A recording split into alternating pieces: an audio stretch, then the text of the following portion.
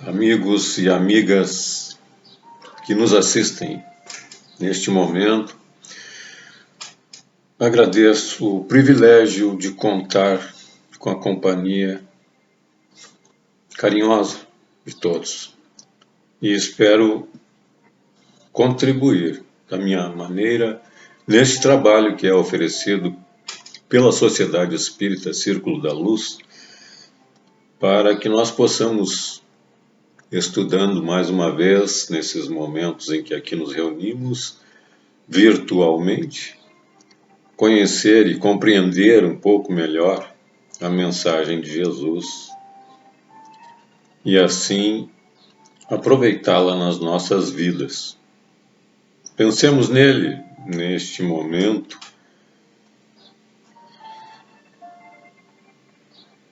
e agradeçamos a ele e a todas as entidades espirituais benfeitoras que auxiliam o nosso planeta, a nossa humanidade. Agradeçamos a ele pelo esforço, pela dedicação, pelo carinho, pelo amor que tem por nós.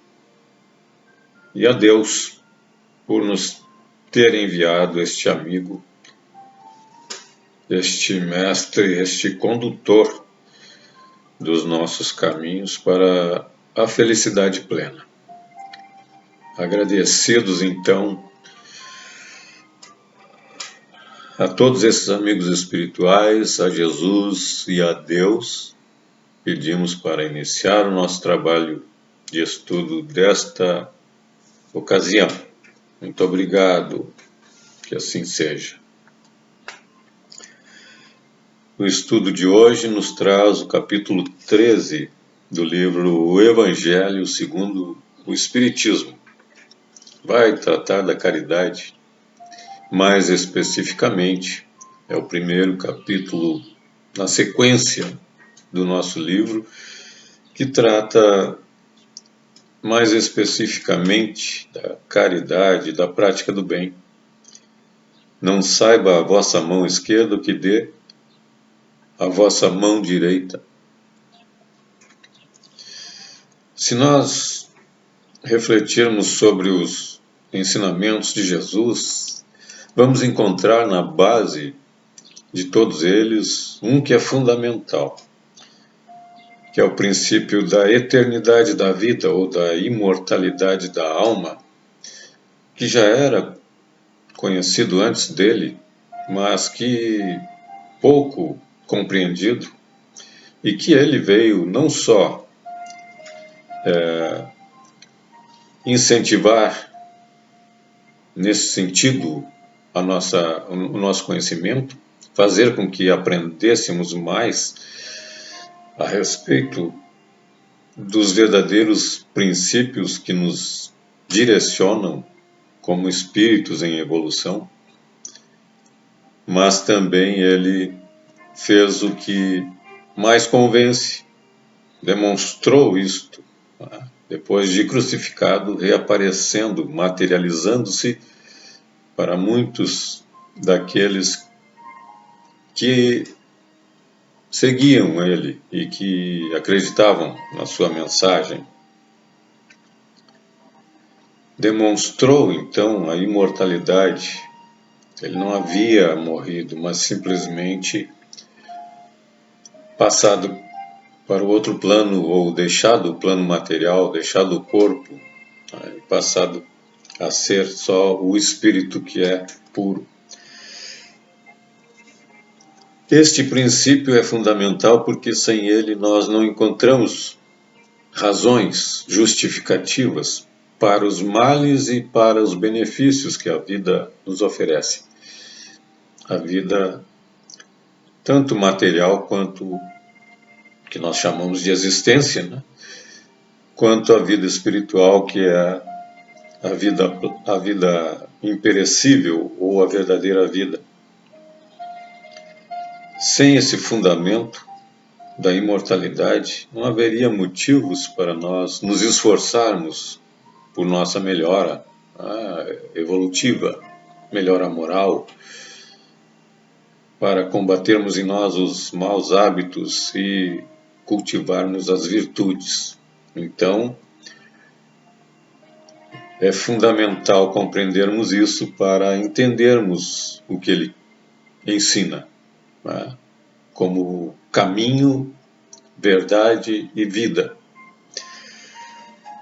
Então a caridade é um desses princípios que tem por base este fundamento, né, da imortalidade. A caridade é uma maneira de expressar aquilo que nós já somos, já conseguimos conquistar como espíritos na nossa evolução. E ela se traduz não só pelo bem proporcionado materialmente, mas também pela caridade moral que nós vamos estudar hoje. Então o capítulo começa tratando de fazer o bem sem ostentação, ou seja, nos mostrando que a verdadeira caridade, a prática do bem verdadeira, ela deve ser sem ostentação, sem demonstrações, sem interesses, né, de vaidades ou orgulho, porque do contrário ela terá o seu valor diminuído.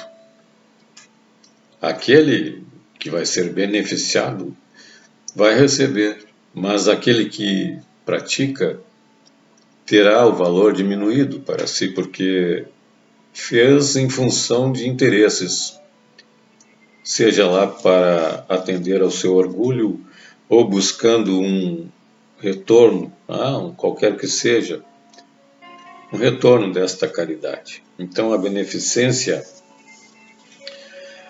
praticada sem ostentação, diz Allan Kardec, tem o duplo mérito de ser caridade material e caridade moral. Por isso é esta que vai valer para o espírito e vai ajudá-lo na sua evolução. Então, no item 4, nós vamos ver que o item 4 trata dos infortúnios ocultos. Allan Kardec diz: nas grandes calamidades observam-se impulsos generosos. Ou seja, nas grandes tragédias da humanidade, como esta que estamos passando hoje, há uma grande mobilização. Desperta-se generosidade, desperta-se o amor ao próximo que Jesus ensina. Mas entre esses benefícios e essa benevolência que é despertada, também existem aquelas grandes ações e atitudes que são mais classificadas como solidariedade, porque não buscam só o auxílio ao próximo, mas também um retorno, um benefício. Então nós vemos grandes doações que aparecem, divulgadas na TV, que são exemplos, sim, bons exemplos, mas que também têm um outro objetivo, muitas vezes, de obter com aquilo, com a divulgação, um retorno, um benefício que é uma propaganda, né? Então, a caridade verdadeira, nós vamos aprender neste capítulo, é aquela que está descrita aqui neste item 4, os infortúnios ocultos. Aquela caridade tão necessária, mas que não aparece. Às vezes alguém com grande carência, passando fome, ele não reclama, ele não busca, não tem forças às vezes para pedir, ou tem até vergonha de se expor, Esta é a caridade verdadeira, aquela que nós encontramos nesses carentes sem força para se movimentar. E qualquer doação, qualquer benefício auxilia, por pequeno que seja, nessas ocasiões. Então, os infortúnios ocultos são daqueles que sofrem em silêncio, sem reclamar, diz aqui Allan Kardec. Invisíveis que são para a grande maioria de nós, né? Não prestamos atenção a isso. Às vezes, só uma palavra, uma atenção, nem precisa doar nada materialmente, já alivia aquele sofrimento. Então, esta é, diz Allan Kardec, a verdadeira generosidade, a que sabe descobrir e auxiliar aqueles mais carentes. E ele, para nos emocionar, né, e nos dar um exemplo, conta a história de uma senhora, uma dama da sociedade, rica, que com a filha, na época em que Kardec organizou a doutrina, ainda havia as carruagens, ele diz que ela enchia aquela carruagem de alimentos e ia em busca dos necessitados que já eram conhecidos dela. Então ele relata o fato dela ir a uma casa pobre onde havia uma senhora, mãe de várias crianças, cujo pai estava, o marido, né? O pai das crianças estava hospitalizado, doente, e não tinha, eles estavam necessitando de recursos. Passavam fome. Então ele mostra nesta história esta verdadeira caridade que vai em busca do outro, né? Porque a dama esta da sociedade se disfarça, se veste simplesmente, né? Para que não a reconheçam como uma dama da sociedade, para não ferir a pobreza, a carência daqueles que ela vai auxiliar. Com ela leva a filha para dar o exemplo, né? Para que a filha aprenda com ela a fazer isso, a beneficiar os mais carentes. Então, esta é a caridade verdadeira, porque não visa nenhum lucro. Ela vai vestida de acordo com a pobreza, com a simplicidade daqueles a quem ela vai beneficiar, justamente para disfarçar a sua condição de pessoa mais rica. Depois vem o óbolo da viúva, onde Jesus ensina a verdadeira caridade, o valor do sacrifício, né? Porque quanto maior o sacrifício com que se faça esta caridade, maior o valor. Então ele relata que estavam muitos, ele observando, né? Muitos que vinham e nas doações da época, do chamado gasofilácio, um local onde se doavam, faziam as doações, né, para a religião da época. Muitos ricos chegavam e alardeavam, doando grandes quantias. E, entretanto, uma pobre viúva que só tinha 2 moedas de 10 centavos doou as 2 moedas de 10 centavos. E Jesus então nos ensina que ela fez muito mais do que os outros. Por quê? Porque colocou ali tudo que ela tinha, era o sacrifício, o que lhe faltaria depois. Então colocou o sentimento, o amor ao próximo, a verdadeira caridade. Tá? Por isso ele nos diz que ela doou muito mais do que aqueles que tinham doado grandes quantidades de dinheiro. Ou seja, o seu sacrifício foi muito maior do que aqueles que doavam o supérfluo apenas, né? e sem nenhum interesse, mas com a humildade necessária, sem buscar aparecer, né? Divulgar aquilo que estava fazendo, humildemente.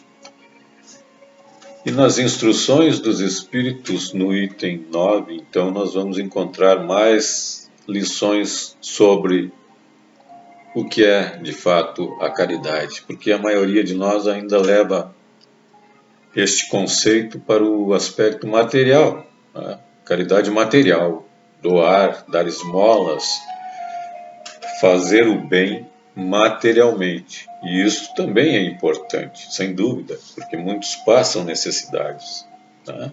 Muitos no nosso país passam fome ainda. Então, é necessária essa caridade material. Mas ela nos diz que há um outro tipo de caridade, né? Uma outra forma de se fazer a caridade, que é seguindo aquele princípio que Jesus nos deixou, do amemo-nos uns aos outros e fazermos aos outros o que quereríamos que os outros nos fizessem. E ela nos diz mais: no momento em que todos nós cumprirmos com este mandamento, com este preceito, todos seremos felizes na terra. Por quê? Porque a caridade moral é aquela que faz com que nós preocupemos com os mínimos detalhes das carências afetivas também do outro, tá? Então a educação, a boa palavra, tá? A mansuetude, a brandura, a pureza de coração, o pensamento elevado, a prece, tudo isso é caridade moral que nós fazemos sem custar dinheiro.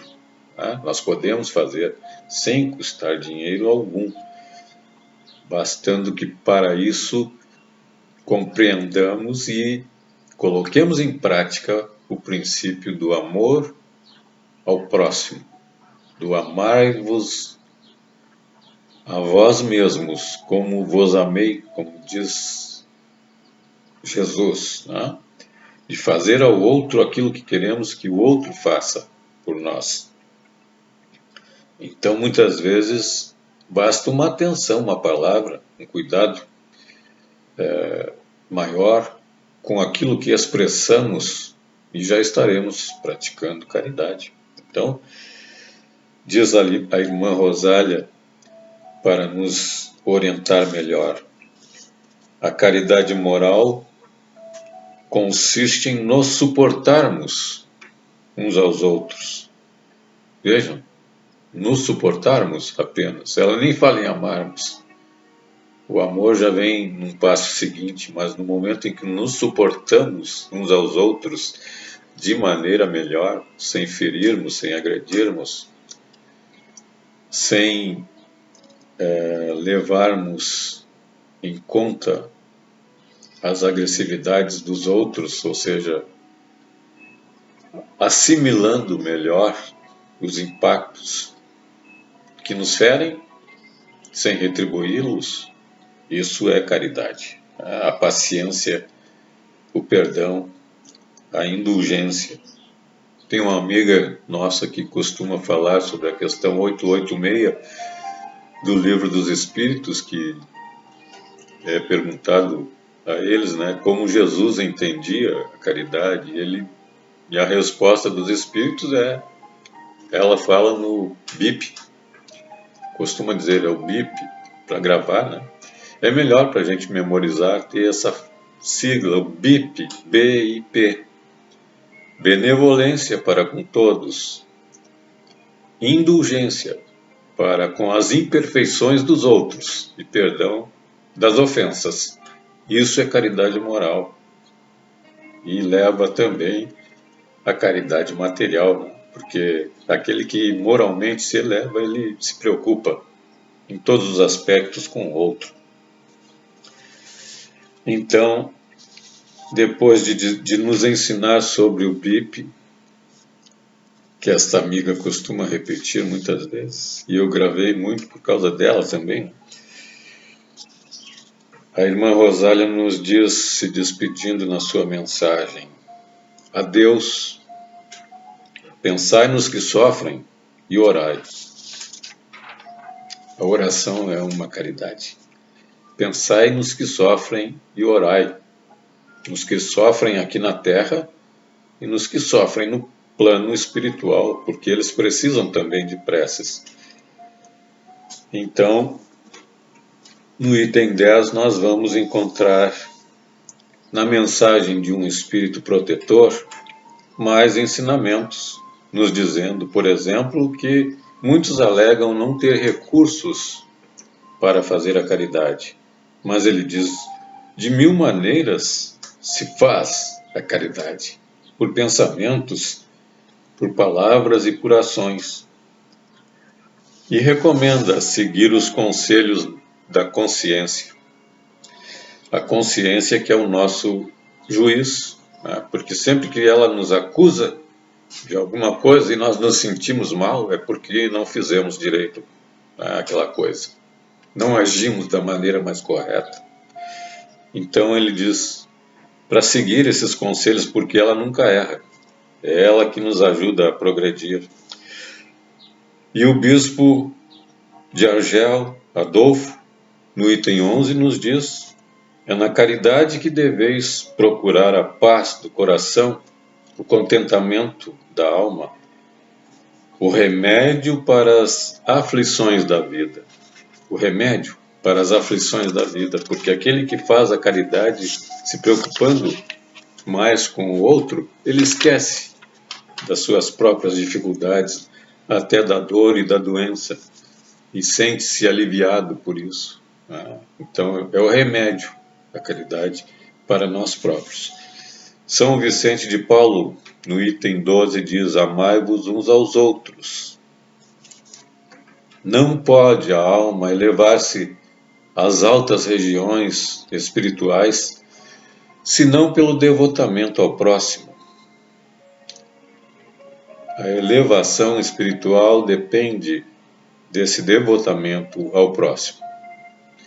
A caridade é, diz ele, em todos os mundos, a eterna âncora da salvação. A salvação do espírito das dificuldades que nós enfrentamos hoje, né? Porque nos eleva a uma condição mais feliz e mais saudável. Por fim, no item 18 vem os órfãos, onde a mensagem se refere a estes que não têm pais, o que é uma grande tristeza, né? Onde o espírito que se identificou como um espírito familiar diz o seguinte: meus irmãos, amai os órfãos. Se soubesseis quanto é triste ser só e abandonado, sobretudo na infância, Deus permite que haja órfãos para exortar-nos a servir-lhes de pais. Então, não preciso dizer muito, né? Aquele que pode e adota e se dedica a criar e a educar como um filho ou filha, a criança, faz uma grande caridade. Se não há a intenção velada que contrarie, né, os objetivos da prática do bem. E no item 19, um guia protetor nos diz o seguinte, que um benefício jamais se perde. Um benefício jamais se perde. Tudo aquilo que fazemos de bom, de bem e útil ao próximo, à humanidade, é útil a nós e nos servirá aqui e depois de desencarnarmos no mundo espiritual, porque podemos precisar muito lá de um bom pensamento, da gratidão daqueles que auxiliarmos, de uma prece, tá? Para nos socorrer nos momentos em que vamos enfrentar lá neste plano espiritual, que é aqui a nossa volta, as dificuldades que ainda são inerentes ao nosso estado evolutivo. Então vejam como é importante. Por isso que me surpreendi dias atrás quando encontrei um amigo que também é frequentador da doutrina espírita, e ele me disse, quando perguntei a ele, né, sobre os planos para o novo ano, 2021, que está aí chegando, ele me disse, eu tenho um plano. Depois de muito estudar a doutrina espírita, agora vou buscar enriquecer. Mas como assim enriquecer? Eu perguntei, né? Porque eu sempre te vi como alguém rico já. Nasceste num berço de ouro, nunca faltou nada. Sempre tiveste do bom e do melhor. O carro tu trocas quando queres. Tens uma casa que é um palácio. Vives uma vida de rei e agora me dizes que queres enriquecer? E ele disse, exatamente. Agora eu quero enriquecer, mas não materialmente, porque materialmente já sou rico. Quero enriquecer espiritualmente. Então vou me dedicar um pouco a esta caridade que nós aprendemos com Jesus e tão bem explicada pela doutrina espírita, para ver se melhora a minha condição de paz interior, minha condição espiritual. E aí eu disse a ele, então, parabéns. Parabéns, uma grande decisão. Mas não vai deixar esquecido, porque às vezes a gente coloca essas metas para o ano novo e acaba esquecendo de cumpri-las, né? Dedica-te a ela com toda a força e toda a vontade. E aí ele me perguntou o que eu desejava para 2021. E eu que já esperava esta pergunta, eu disse, para surpreendê-lo, né? Desejo uma nova pandemia, mais forte que a atual, com um poder sem igual e muito mais energia. Um novo vírus diferente que se espalhe pelo mundo numa fração de segundo, contagiando a toda a gente. Um vírus que contamina, para o qual nem a ciência, com toda a sapiência, nunca encontre uma vacina. E nada impeça o seu andar entre ricos, entre pobres, entre os maus ou entre os bons, para o planeta sanear. Varrendo qual vento forte para limpar a atmosfera, espantando até a morte, inaugurando a nova era. Uma era em que a paz não seja um sonho fugaz, mas a nova realidade para toda a humanidade. Sem lugar para maldade e nem para hipocrisia, fazendo raiar o dia da pura fraternidade.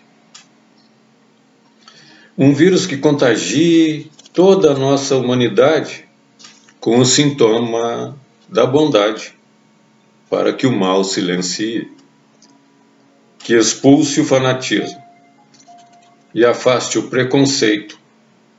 Um vírus que deu um jeito de acabar com o egoísmo, que derrote a má vontade e ao desânimo vença, ajudando o ser humano a superar a descrença, que afaste toda dor, faça reinar a alegria, com essa nova pandemia que traz o vírus do amor, para na Terra instalar a nova era de luz, onde, enfim, reinará o eterno Mestre Jesus. Muito obrigado pelo carinho, pela paciência, aos que me acompanharam neste trabalho. Que Jesus e os nossos benfeitores espirituais, esses amigos que são nossos protetores, nos acompanhem hoje e sempre. E que o ano que brevemente se inicia nos traga saúde, paz e alegrias, progresso e muita fraternidade para todos nós que estamos na Terra. Um beijo nos corações de todos. Muito obrigado.